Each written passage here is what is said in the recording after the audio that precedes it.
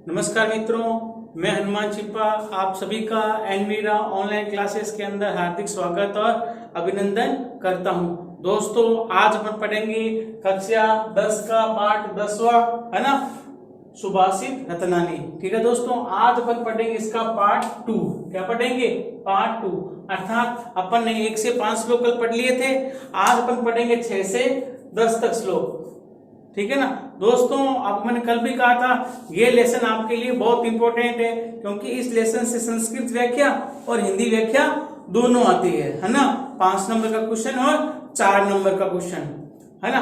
तो ये लेसन आपके बहुत इंपॉर्टेंट है, और इस लेसन के अंदर आपके ये जो श्लोक है ना, धन धान्य प्रयोगेषु विद्या संग्रहेषु च, ये वाला श्लोक 7वां 8वां 9वां, ये तीनों श्लोक आपके बहुत इंपॉर्टेंट है दोस्तों।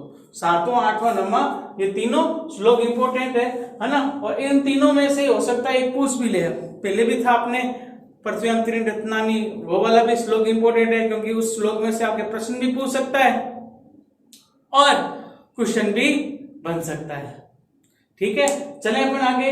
तो क्या कहे पहला श्लोक? अजरामरवत पराज्ञो विद्यार्थं च चिन्तयेत् गृहीत एव केशेषु मृत्युना धर्म आचरेत्। क्या करे? अजरामरवत प्राज्ञो विद्यार्थं च चिन्तयेत् गृहीत एव केशेषु मृत्युना धर्म आचरेत्। अर्थात क्या करे? प्राज्ञ, प्राज्ञ का मतलब होता है बुद्धिमान। प्राज्ञ का मतलब क्या है दोस्तों? प्राज्ञ का मतलब बुद्धिमान। प्राज्ञ यानी बुद्धिमान, बुद्धिमान व्यक्ति। अजर अमरवत, है ना, अजर अमर यानी जो बुद्धिमान व्यक्ति होता है वो अपने आप को क्या मानता है? अजर अमर की तरह मानता है, यानी मैं कभी नहीं मरूंगा। प्राज्ञ यानी बुद्धिमान व्यक्ति अजर अमरवत, अजर अमर की तरह विद्या, विद्या को, अर्थम और अर्थ को चिंतित सोचता है। यानी बुद्धिमान व्यक्ति होता है वो अपने आप को अजर अमर मानता है, अपने आप क्या मानता है? अजर और अमर मानता है, और धन और विद्या के बारे में सोचता रहता है। तो बुद्धिमान होगा वही विद्या के बारे में सोचेगा, और अर्थ, अर्थ का मतलब है यहाँ पे दोस्तों धन, है ना। बुद्धिमान व्यक्ति अपने आप को अजर अमर मानता हुआ विद्या और धन के बारे में सोचता रहता है, चिंतित सोचता रहता है। बुद्धिमान होगा, बुद्धि होगी, तभी तो वो पैसों का सदुपयोग करेगा, है ना, अनावश्यक पैसों को खर्च नहीं करेगा और विद्या को ग्रहण करेगा। क्योंकि बुद्धिमान होगा तभी तो उसके पास विद्या का संग्रह हो पाएगा, अन्यथा कैसे हो पाएगा? अगर उसके पास थोड़ी बहुत बुद्धि होगी तभी तो वो चाहेगा ना कि मैं और सीखूं और सीखूं। अगर उसके पास बुद्धि भी नहीं होगी तो उसके अंदर चाह भी नहीं होगी, क्योंकि चाह कब होगी? जब उसके पास बुद्धि होगी, है। तो कह रहा है बुद्धिमान व्यक्ति, अजर का हो गया अजर, अमर का हो गया अमर, अजर अमर हो गया। बुद्धिमान व्यक्ति अपने आप को अजर अमर वत की तरह, बुद्धिमान व्यक्ति अपने आप को अजर अमर की तरह, है ना, बुद्धिमान व्यक्ति अजर अमर विद्या और अर्थ के बारे में सोचता रहता है। बुद्धिमान व्यक्ति अपने आप को अजर अमर मानता है और मानता विद्या और धन के बारे में सोचता रहता है। और फिर वो ये नहीं सोचता क्या कि मृत्यु ने या मृत्यु के द्वारा केशेषु, केश यानी बाल, जो बाल है ना वो बाल, केशेषु यानी बाल, बाल गृहीत पकड़ रखे हैं।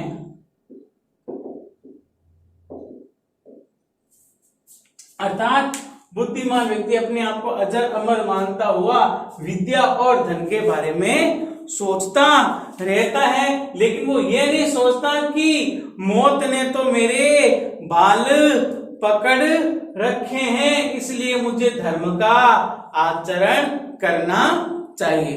अर्थात दोस्तों यहाँ पे एक सीधी सी बात ये कह रहा है कि जो बुद्धिमान व्यक्ति होता है वो अपने आप को अजर अमर मानता हुआ धन और विद्या के बारे में ही सोचता रहता है, धन और विद्या के बारे में ही सोचता रहता है, लेकिन वो ये नहीं सोचता कि मौत ने तो मेरे बाल पकड़ रखे हैं, इसलिए मुझे धर्म का आचरण करना चाहिए। किसका आचरण करना चाहिए? धर्म का आचरण करना चाहिए। कहने का मतलब क्या है? कहने का मतलब ये है दोस्तों कि हमें, है ना, हमें हमारे धर्म का भी आचरण करना चाहिए। ठीक है, आप बुद्धिमान हो, विद्यावान हो, सब कुछ हो, उसके साथ हमें हमारे धर्म का भी पालन करना चाहिए। क्यों? क्योंकि मौत का कोई पता नहीं है कब आ जाए, मौत का कोई पता नहीं है कब आ जाए। इसलिए यहाँ पे कह रहा है बुद्धिमान व्यक्ति धर्म और बुद्धिमान व्यक्ति अजर अमर, है ना, बुद्धिमान व्यक्ति अजर अमर की तरह विद्या और धन के बारे में सोचता रहता है। बुद्धिमान व्यक्ति अजर अमर, है ना, की तरह विद्या के बारे में सोचता रहता है, लेकिन वो ये नहीं सोचता कि मौत ने तो मेरे बाल पकड़ रखे हैं, अर्थात मेरी मृत्यु तो कभी हो सकती है। इसलिए मुझे किसका आचरण करना चाहिए? धर्म का आचरण करना चाहिए। किसका आचरण करना चाहिए?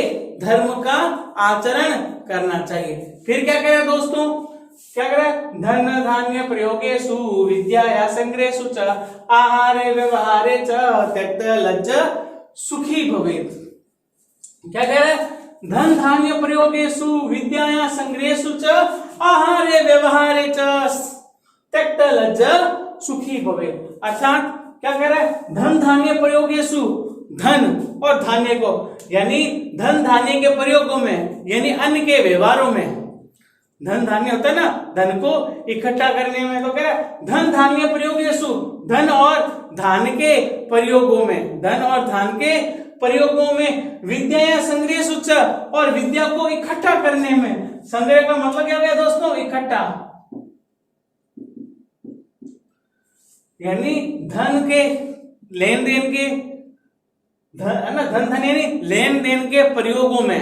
पैसा होता है ना, धन पैसा ही होता है और धान भी पैसा कमाया जाता है। कह रहा है धन धान्य के प्रयोगों में, अर्थात लेन देन के प्रयोगों में। लेन देन करते हैं ना, आज जरूरत होते हैं, अपने दोस्त पैसे लेते हैं और करते हैं। तो कह रहा है धान भी लोग लेते हैं कि उसके घर में धान खत्म हो गया तो क्या कहता है, पड़ोसी से लेता है एक बोरी, वो कह रहा है क्या अगले साल जब मेरी होगा, है ना, धान होगा तो मैं तेरे को वापस लौटा दूंगा, अगले वर्ष जब मेरा धान होगा तो मैं वापस लौटा दूंगा। तो क्या कर रहा है? धन धान्य के प्रयोगों में। किसमें? धन धान्य के प्रयोगों में। विद्या या संग्रहेषु च, और विद्या के संग्रहेषु इकट्ठा करने में, विद्या को इकट्ठा करने में। आहारे, आहार का मतलब होता है भोजन, भोजन में। व्यवहारे, व्यवहार में। जो व्यक्ति त्यक्त लज्जा, लज्जा यानी शर्म, लज्जा को या फिर शर्म को, लज्जा को या फिर शर्म को त्यक्त छोड़ देता है, त्यक्त यानी छोड़ देता है, वो व्यक्ति सुखी भवे, सुखी रहता है। वो व्यक्ति क्या रहता है? सुखी रहता है। तो क्या करें दोस्तों? धन धान्य के प्रयोगों में, धन धान्य के प्रयोगों में, अर्थात धन और धान्य के आदान प्रदान में, लेन देन में, धन धान्य के प्रयोगों में, और विद्या को इकट्ठा करने में, विद्या को इकट्ठा करने में, धन धान्य के प्रयोगों में, विद्या को इकट्ठा करने में, आहारे भोजन में, व्यवहारे व्यवहार में। आज अगर दोस्त व्यक्ति बर्बाद हो रहा है तो व्यवहार के कारण हो रहा है ना। व्यवहार अच्छा होना चाहिए, कुछ भी हो जाए व्यवहार नहीं खराब होना चाहिए, है ना। है जो साफ बोल दो भाई ये मेरी कंडीशन है या नहीं है। जैसे अभी कोविड-19 चल रहा है, व्यक्ति बहुत ज्यादा कमजोर है, खर्चा नहीं कर सकता, उसके माता या पिता की मान लो डेथ हो चुकी है, तो उसको स्पष्ट रूप से समाज के सामने हाथ जोड़ देना चाहिए, भाई मैं ये खर्चा सहन वह नहीं कर सकता, है ना। आगे अगर भगवान ने साथ दिया तो मैं आगे खर्चा ये कर दूंगा। लेकिन अभी तो वैसे ही देखो दोस्तों, मजदूरी है नहीं है, ऊपर से ये खर्चा, कमाने वाले में भी ये दिक्कत हो रही है कि खाने में बहुत ज्यादा दिक्कत हो रही है अभी तो, है ना। तो क्या कर रहा है? इसलिए हमें व्यवहार अच्छा रखना चाहिए और शर्म को छोड़ देनी चाहिए। क्योंकि आज अगर व्यक्ति किसान वर्ग है, मध्यम वर्ग है, उससे भी निम्न स्तर का व्यक्ति है, आज कर्जे होने के कारण से वो व्यक्तिगत रूप से मानसिक, शारीरिक और आर्थिक हर तरह से नष्ट हो रहा है ना। इसलिए हमें शर्म का और व्यवहार में विशेष रूप से ध्यान रखना चाहिए। शर्म और व्यवहार में विशेष रूप से ध्यान देना चाहिए। बाकी में तो अगर नहीं दे तो कोई बात नहीं है, लेकिन शर्म और व्यवहार में तो विशेष रूप में। भोजन तो अगर आपने सुबह नहीं खाया तो शाम को तो खाओगे खाओगे, शाम को नहीं खाओगे तो सुबह तो खाओगे खाओगे, लेकिन व्यवहार एक बार टूट गया तो फिर व्यवहार जोड़ना मुश्किल है ना। तो क्या कह रहा है, धन धान्य के प्रयोगों में और विद्या को इकट्ठा करने में, भोजन में, व्यवहार में जो व्यक्ति त्यक्त लज्जा को छोड़ देता है, शर्म को छोड़ देता है, वही व्यक्ति सुखी होता है। वही व्यक्ति क्या होता है, सुखी होता है। तो क्या कह रहा है, धन धान्य के प्रयोगों में, विद्या को इकट्ठा करने में जो व्यक्ति शर्म को छोड़ देता है, वही व्यक्ति सुखी होता है। वही व्यक्ति कहता है सुखी होता है। अगला क्या कह, विद्या विवादाय धनम मदाय शक्ति परेशम परिपीडनाय खलस्य साधुर विपरीतम एतत् ज्ञानाय दानाय च रक्षणाय। अर्थात क्या कह रहा है, ज्ञान के लिए,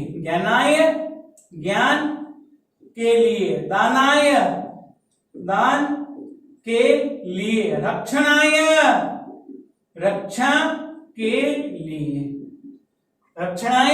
रक्षा के लिए क्या कर रहा है, विद्या विवादाय धर्माय शक्ति परेशान पर पीड़नाय खलस्य साधुर विपरीतम एतत् ज्ञानाय दानाय च रक्षणाय। तो क्या कह रहे दोस्तों, खलस्य विद्या, खल का मतलब होता है दुष्ट या दुर्जन, है ना। दुष्टों की विद्या, खल का मतलब दुष्ट या दुर्जन, दुष्ट या दुर्जन यानी बुरे व्यक्ति, बुरा व्यक्ति होता है ना वो। तो कह रहा है खलस्य विद्या, दुष्टों की विद्या, दुष्ट जो बुरे व्यक्ति होती है उनकी विद्या क्या होती है, विवादाय, झगड़ा करने के लिए। विवाद मतलब कहता है झगड़ा करने के लिए। अर्थात बुरे व्यक्ति के पास जो विद्या है वो उसको किस में प्रयोग करेगा, झगड़ा करने के लिए। किस में प्रयोग करेगा, झगड़ा। तो कह रहा खलस्य विद्या, दुष्टों की विद्या, विवादाय, झगड़ा करने के लिए। दुष्टों की विद्या किसके लिए होती है, झगड़ा करने के लिए। अगर उसके पास है तो वो ये सोचेगा उससे झगड़ा करे कैसे है? एक काम करते हैं, उसकी साइकिल पिक्चर कर देते हैं, ये झगड़ा तैयार है।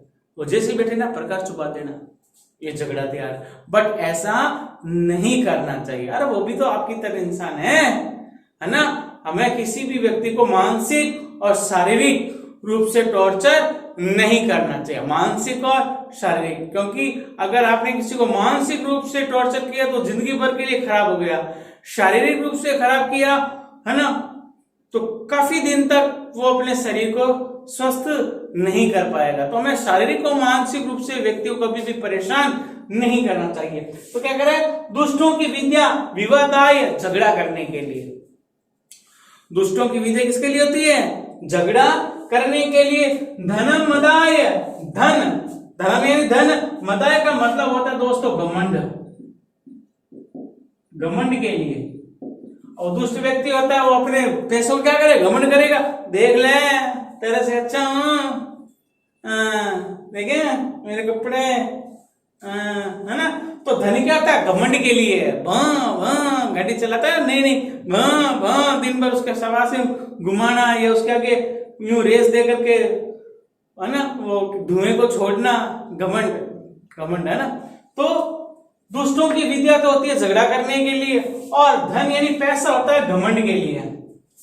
धन किसके लिए होता है, घमंड करने के लिए। शक्ति परेशान परिपीड़नाय, दूसरों को पीड़ित करने के लिए, दूसरों को पीड़ित करने के लिए या फिर सताने के लिए, परेशान करने के लिए। दूसरों को पीड़ित या परेशान करने के लिए। तो क्या करे, दुष्टों की विद्या झगड़ा करने के लिए, दुष्टों का धन घमंड करने के लिए, और शक्ति दूसरों को परेशान करने के लिए या दूसरों को पीड़ित करने के लिए होती है। बस में आ गई। तो दूसरों के पास अगर विद्या होगी वो झगड़ा करेगा, धन होगा तो घमंड करेगा, और ताकत होगी तो दूसरों को परेशान करेगा। दूसरों को क्या करेगा? परेशान करेगा। लेकिन इसके विपरीत, किंतु लेकिन साधु का मतलब होता है दोस्तों सज्जन। दूसरा सज्जन बन गया मतलब अच्छा व्यक्ति। अगर अच्छे व्यक्ति के पास एतत् विपरीतम, ये सब उसके विपरीत होता है। लेकिन अच्छे व्यक्ति के पास ये सब क्या था दोस्तों? विपरीत होता है। विपरीत का मतलब अर्थात अगर उस व्यक्ति के पास विद्या है तो विद्या तो होगी उसके ज्ञान के लिए, है ना। विद्या किसके लिए हो जाएगी? विद्या हो जाएगी दोस्तों ज्ञान के लिए। अच्छे व्यक्ति के पास अगर विद्या है तो वो क्या करेगा? उस विद्या से ज्ञान की प्राप्ति करेगा या ज्ञान बांटेगा, है ना। और उसके पास धन होगा तो वो धन का क्या करेगा? दान करेगा। धन का क्या करेगा? दान करेगा। और अगर उसके पास शक्ति होगी, क्या होगी दोस्तों? शक्ति होगी तो वो दूसरों की रक्षा करेगा। दूसरों की क्या करेगा? रक्षा करेगा। तो दोस्तों कह रहा है दुष्टों की विद्या तो होती है झगड़ा करने के लिए। दुष्टों की विद्या किसके लिए होती है? झगड़ा करने के लिए होती है। और धन होता है घमंड करने के लिए। धन किसके लिए होता है? घमंड करने के लिए होता है। और शक्ति होती है दूसरों को पीड़ित करने के लिए या दूसरों को परेशान करने के लिए। और शक्ति किसके लिए होती है? दूसरों को परेशान करने के लिए।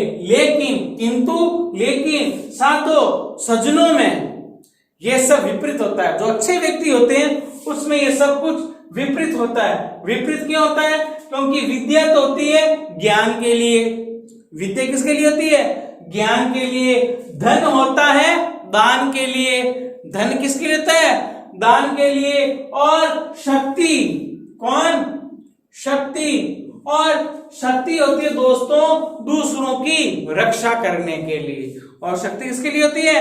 दूसरों की रक्षा करने के लिए। तो क्या बन जाएगा कि दुष्टों की विद्या झगड़ा करने के लिए होती है, धन घमंड करने के लिए होता है, और शक्ति दूसरों को पीड़ित या परेशान करने के लिए होती है। लेकिन सज्जनों में यह विपरीत होता है। विद्या तो होती है ज्ञान के लिए, धन होता है दान के लिए, और शक्ति होती है दूसरों की रक्षा करने के लिए। और शक्ति क्या होती है? दूसरों की रक्षा करने के लिए। अगला श्लोक क्या कह रहा है दोस्तों? खल सर्षप मात्राणि परिच्छिद्राणि पश्यति आत्मनो बल मात्राणि पश्यन्नपि न पश्यति। क्या कह रहा है? खल सर्षप मात्राणि परिच्छिद्राणि पश्यति आत्मनो बिल्व मात्राणि पश्यन्नपि न पश्यति। अर्थात क्या कह रहा है? खल का मतलब हो गया दुष्ट। अभी बताए ना, खल का मतलब क्या जाएगा? दुष्ट व्यक्ति। सर्षप मात्राणि यानी सरसों के समान छोटे छोटे। दुष्ट व्यक्ति सरसों के समान छोटे छोटे। परिच्छिद्राणि दोषों को, परिच्छिद्राणि है ना। तो सर्षप मात्राणि यानी सरसों के समान छोटे छोटे, है ना। दुष्ट व्यक्ति सरसों के समान छोटे छोटे, क्योंकि सरसों के दाने छोटे छोटे होते हैं ना। सरसों राई है ना, इनके दाने कैसे होते हैं? छोटे छोटे होते हैं। तो कह रहे दुष्ट व्यक्ति है ना सर्षप मात्राणि सरसों के समान छोटे छोटे। परिच्छिद्राणि है ना दूसरों के दोषों को पश्यति देखता है या देखते हैं। अर्थात दुष्ट व्यक्ति सरसों के समान छोटे छोटे दोषों को देखता है। दुष्ट व्यक्ति क्या करता है? दूसरों के अंदर सरसों के समान छोटे छोटे दोष होता है ना, उसको भी देख चलना नहीं आता, देख कैसे खाना खा रहा है, देख कैसे देख रहा है, देख ये क्या कर रहा है, ऐसे छोटे छोटे दोषों को देखता रहता है ना। देख पानी पी रहे हैं, देख ये भिगो लिया सारा है। तो क्या करे, दुष्ट व्यक्ति सरसों के समान छोटे छोटे, सरसों के समान छोटे छोटे दोषों को देखता है। पश्यति देखता, कौन देखता है? दुष्ट व्यक्ति। दुष्ट व्यक्ति दूसरों के अंदर सरसों के समान छोटे से छोटे दोषों को देखता है। कौन देखता है? दुष्ट व्यक्ति देखता है। कहां देखता है? दूसरों के अंदर।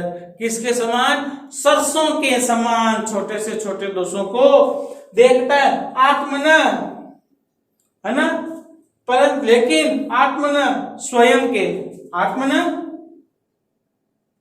स्वयं के या खुद के, बिल्व मात्राणी, बिल के समान। जो बिल आती है ना, बिल का पी क्या, बिल का जूस बनता है, ठंडा रहता है ना, गर्मी में खूब चलता है। तो कह रहे हैं आत्मना स्वयं के बिल मात्राणी, बिल्व फल के समान, छिद्राणी अपि, छिद्र को भी, बिल समान के, बिल्व फल के समान, छिद्र यानी दोषों को भी, पश्यन्नपि देखते हुए। पश्यन का मतलब क्या होता है? अपि का मतलब भी। न पश्यति,